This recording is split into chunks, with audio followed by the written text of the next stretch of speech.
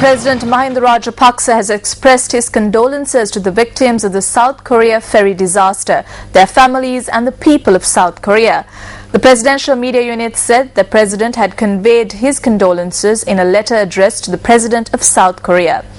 Meanwhile, emergency services are continuing to search for nearly 300 people missing after a ferry carrying more than 470 people sank off South Korea.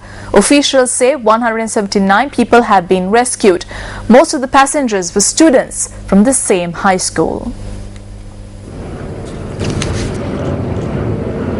Bad weather and strong currents have hampered military divers' efforts to enter the ship, where it is thought many were trapped. At least 9 people are confirmed to have died, with dozens more injured. The vessel was travelling from the Licheon port in the northwest to the southern resort island of Jeonju. It is not known why the 6,586-ton vessel built in Japan 20 years ago sank. According to a Coast Guard official in Jindo, the waters where the ferry capsized have some strongest tides off South Korea's coast, meaning divers were prevented from entering the mostly submerged ship for several hours.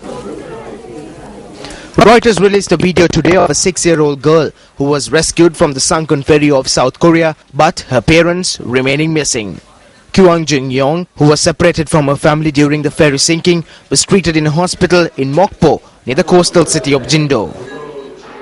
South Korean President Park Geun-hye visited the site where a ferry sank off South Korea's southern coast as Coast Guard continues search operations for about 290 missing people.